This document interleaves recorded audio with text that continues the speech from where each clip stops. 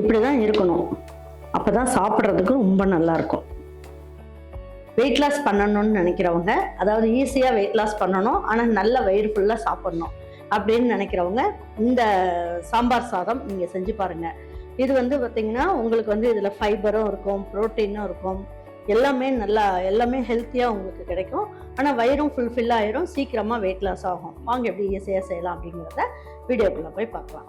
பாருங்க, இந்த சட்னி கரண்டியில் ஒரு கரண்டி அளவுக்கு நெய் சேர்த்துக்கலாம். சேர்த்துட்டு ஒரு 1/4 ஸ்பூன் அளவுக்கு கடுகு சேர்த்துக்குவோம்.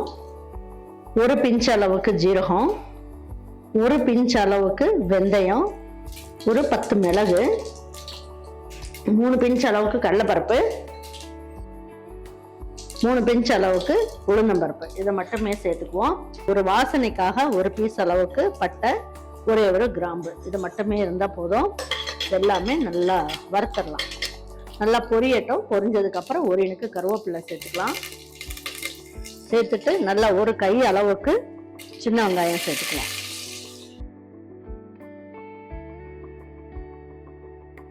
இதுல ஒரு 5 பல்லு பூண்டை கட் பண்ணி எடுத்து வச்சிருக்கேன், இதையும் சேர்த்துக்கலாம். பாருங்க, இதுல ஒரு 1/4 ஸ்பூன் அளவுக்கு பெருங்காயம் சேர்த்துக்குவோம்.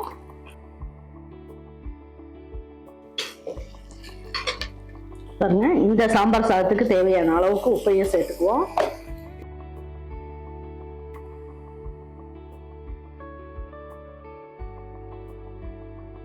கொஞ்சமா மஞ்சள் தூள் எடுத்துக்கலாம்.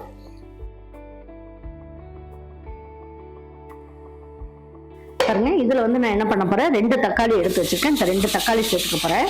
இதுக்கு நான் புளியெல்லாம் எதுவுமே சேர்க்க போறது கிடையாது. புளிக்கு பதில் தான் தக்காளியும், இதுக்கு புளிக்கு பதில் மாங்காய் சேர்க்க போறேன். பாருங்க, இது எல்லாமே நல்லா சேர்த்தாச்சு. இப்போ நம்ம என்ன பண்ணலாம், ஒரு கை அளவுக்கு பீன்ஸு, அப்புறம் முருங்கைக்காயில பாதி அளவுக்கு எடுத்துக்கலாம். மேல இருக்க தோலை கொஞ்சம் எடுத்துட்டு போட்டுக்கோங்க. அதுக்கப்புறம் ஒரே ஒரு கேரட்டு, இதே நீல வாக்குல கட் பண்ணிக்கலாம். நம்ம வெயிட் லாஸ் பண்ணணும்னு நினைக்கிறவங்க நம்ம காய்கறியை தனியாகவும், சாம்பார் தனியாகவும், சாதம் தனியாகவும் சேர்ந்து சாப்பிடணும்னு அவசியம் இல்லை.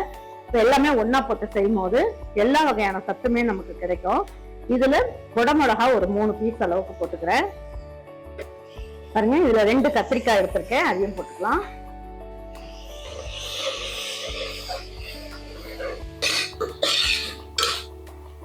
வதக்கிட்டு இதுல என்ன பண்ணிருக்கேன், ஒரு மாங்காயில பாதியா கட் பண்ணி அதுலயும் பாதி பீஸ் அளவுக்கு, இந்த அளவுக்கு சின்ன சின்ன பீஸா போட்டுக்கோங்க.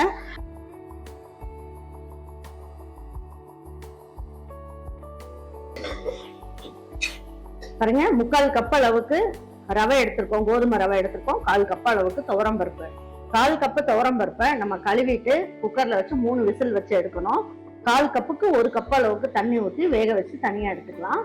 இப்ப இந்த 3/4 கப் அளவுக்கு ரவையை இதுல சேர்த்துடலாம். இதையும் நல்லா வறுத்துக்கலாம். அப்படியே இப்போ காரத்துக்காக நம்ம என்ன போடணும் அப்படின்னு பாத்தீங்கன்னா, நம்ம வீட்டு சாம்பார் பொடி, நீங்க கடையில இருந்து வாங்குறதா இருந்தாலும் சரி, அப்படி இல்லை அப்படின்னா நம்ம கிட்ட வாங்கின பொடியா இருந்தாலும் சரி, இந்த 1 ஸ்பூன் அளவுக்கு இந்த சாம்பார் பொடியை சேர்த்துக்கலாம். வேற எதுவும் சேர்க்க வேண்டாம்.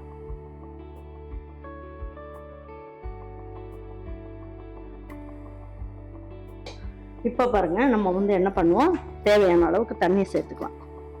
இப்போ இதுல 3 கப் அளவுக்கு தண்ணி சேர்த்துக்கலாம்.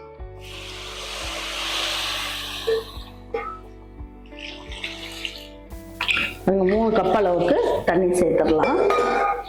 சேர்த்து நல்லா அந்த மாதிரி கலந்து விட்டுக்குவோம். அப்பதான் அடி பிடிக்காம நல்லா இருக்கும். நம்ம இந்த சைடு பருப்பை வேக வச்சு எடுத்து வச்சிருக்கோம். 1/4 கப் அளவுக்கு துவரம் பருப்பை 1 கப் அளவுக்கு தண்ணி ஊற்றி வேக வச்சிருக்கோம். கரெக்டா தண்ணி எல்லாம் இல்லை பாருங்க, இந்த அளவுக்கு தான் இருக்கு. இப்போ இந்த தண்ணியை, அதாவது இந்த பருப்பை இந்த தண்ணியோட அப்படியே சேர்த்துடலாம்.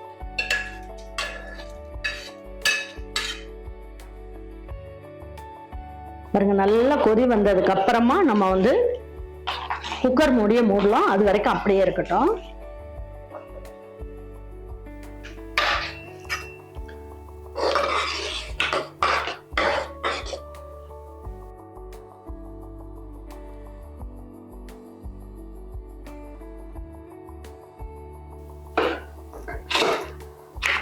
குக்கர் மூடியாச்சு.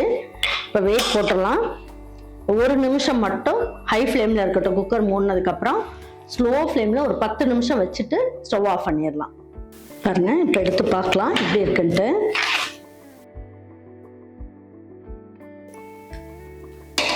சாம்பார் சாதம் சும்மா சூப்பராக அட்டகாசமாக வந்திருக்கு.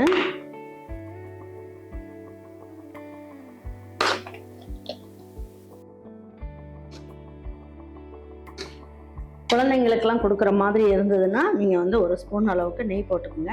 இல்லை வேண்டாமா நாங்கள் டைட்டிங்காக தான் இதை நாங்கள் செய்கிறோம் அப்படின்னு நினச்சிங்கன்னா நீங்கள் வந்து இதுக்கு நெய்யெல்லாம் இப்போ ஃபைனலாக போடணும்னு அவசியம் கிடையாது. நல்லா மல்லி இலையும் தூவி விட்டுருங்க. பிச்சு போட்டுட்டு வாங்க எடுத்து வச்சு பரிமாறிக்கலாம். பாருங்க, இப்போ பார்க்குறதுக்கு உங்களுக்கு தலன்னு இருந்தாலும் சாப்பிடும் போது ரொம்ப நல்லா இருக்கும். இப்படிதான் இருக்கணும், அப்பதான் சாப்பிட்றதுக்கு ரொம்ப நல்லா இருக்கும். வாங்க இப்போ எடுத்து வச்சு பரிமாறிக்கலாம். இதுக்கு தொட்டுக்கிறதுக்கு ஊறுகாய் இருந்தாலே போதும். அப்படி இல்லைன்னா ஒரு கெட்டி தயிர் வச்சுக்கிட்டிங்கனாலே இதை தொட்டுட்டு சாப்பிடுங்க. வேற லெவலில் இருக்கும். கண்டிப்பாக நீங்கள் செஞ்சு பார்த்துட்டு உங்கள் வீட்டில் இருக்கவங்களுக்கு பிடிச்சிருந்ததுன்னா லைக் பண்ணுங்கள், ஷேர் பண்ணுங்கள், சப்ஸ்கிரைப் பண்ணுங்கள், மறந்துடாமல் கமெண்ட்ஸ் பண்ணுங்கள். தேங்க்யூ ஃபார் வாட்சிங் ஈரோடு அம்மாச்சி சமையல். தேங்க்யூ.